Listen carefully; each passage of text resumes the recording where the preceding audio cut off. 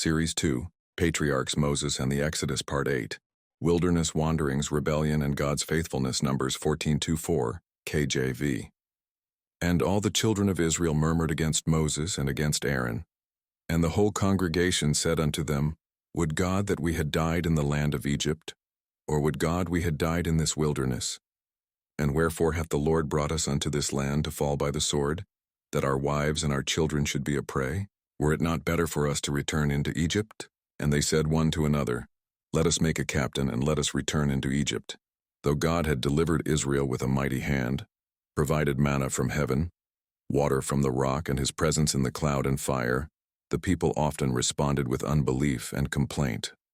Each trial brought murmuring, as though Egypt was better than freedom.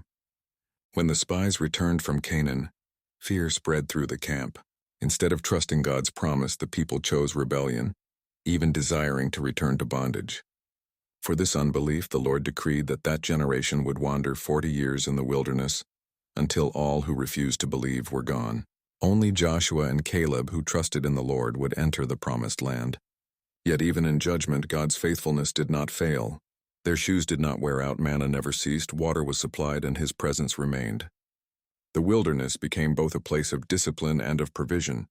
God showed that though his people are unfaithful, he remains true to his covenant. The lesson for us is serious. Unbelief keeps us from entering into God's promises. Hebrews 3:19 warns, So we see that they could not enter in because of unbelief. The wilderness is a picture of a life lived in doubt, while the promised land points to the fullness of life in Christ. Still, the faithfulness of God shines through. He chastens, but he does not forsake his people. He remains steadfast even when we falter. Our call is to believe, to trust his word, and to walk by faith, not by sight. The same God who sustained Israel in the wilderness will sustain his children today.